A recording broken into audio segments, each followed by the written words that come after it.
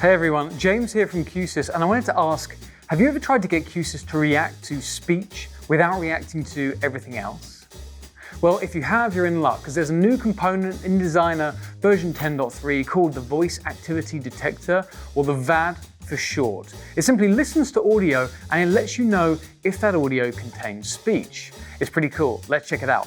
All right, so I'm here in the auditorium where we have a bunch of mics installed and they're all feeding into this, the Voice Activity Detector. Now, essentially it has two output controls. The first one is just true or false. Is their voice detected or not? And you can see here, it goes green when I'm speaking. When I'm not speaking, it goes red. Now, the second one is more of a continuous confidence that there's voice. So you can see here, it's very, very confident when I'm speaking, and when I'm not, it goes right down. And you can actually set a threshold on that. How high does the confidence need to be to light up the LED? So you can see it's been working pretty well when I'm just speaking in here, but it's not a very noisy room. There's no other noises. So I think we need to do some pretty scientific testing before we move on. All right, so I've rounded up some friends to help me test if the VAD is really working, starting with some annoying noises we often find in meeting spaces. Noisy mechanical keyboard. Okay, thank you. Yeah, what else have we got? Eating in meeting rooms. Okay, yep, that seems to go red. That's good. Check it out, man. What is that? I don't know. I thought you wanted it, right? Garden tools. Yeah, okay, and what have you guys got?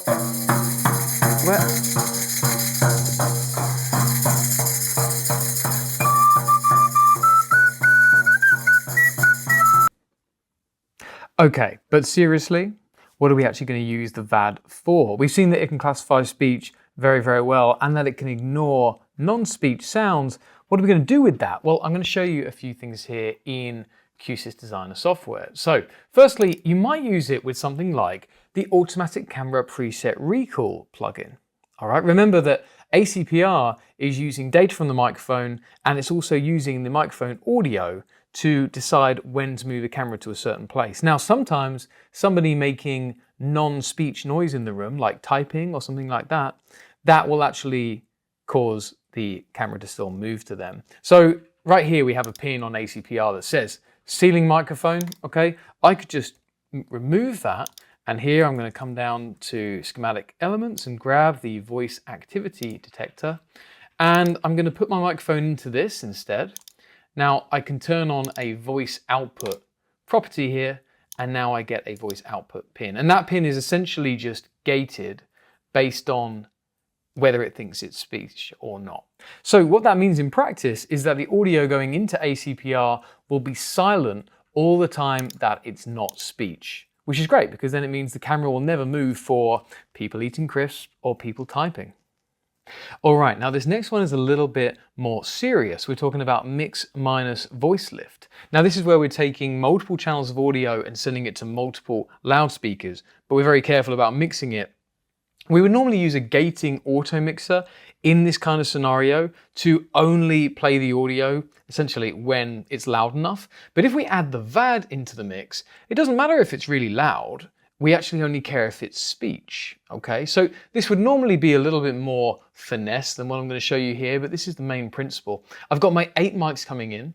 I'm going into 8 separate VAD components, and then I've got the voice detected control pin from there. And my idea here is I want to mute that channel if it's not voice. All right, now I could just use this output pin here, but there's a little bit of a delay on here, which doesn't really matter for far end, but if you're doing it near end for voice lift, you would hear that. So instead, I'm just using the control data, and then I'm using the original audio, going through a logic not there, and I'm muting the original audio with that control pin. And then I would go to the mix minus, and then I would go to the loudspeakers. So that's pretty cool. You'd still probably have a gating auto mixer in there, but normally a gating auto mixer would be opened by any loud sound. With the VAD, that's not the case. And lastly, here's a slightly different example where we're not actually going to be listening to that audio.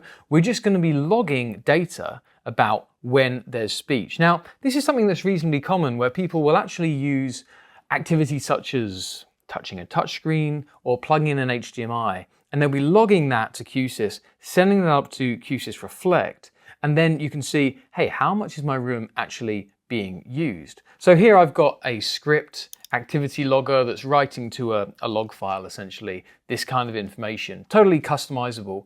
So we've got a control pin for when they use the HDMI cable. We've got one for touch activity on a touchscreen. And then I could just bring in the VAD like this and wire this up. And now I could also be logging when there's speech in the room. And this would really let me understand the kind of way the room's being used and help me design better systems into the future. So that's the new voice activity detection in Q-SYS version 10.3. Now, we've really only scratched the surface here of what the VAD is capable of. So we'd like you to go to Q-SYS communities and share what you're using it for. If it's voice activated, I want to hear about it. Anyway, that's it from me, and I'll see you next time. Thanks a lot.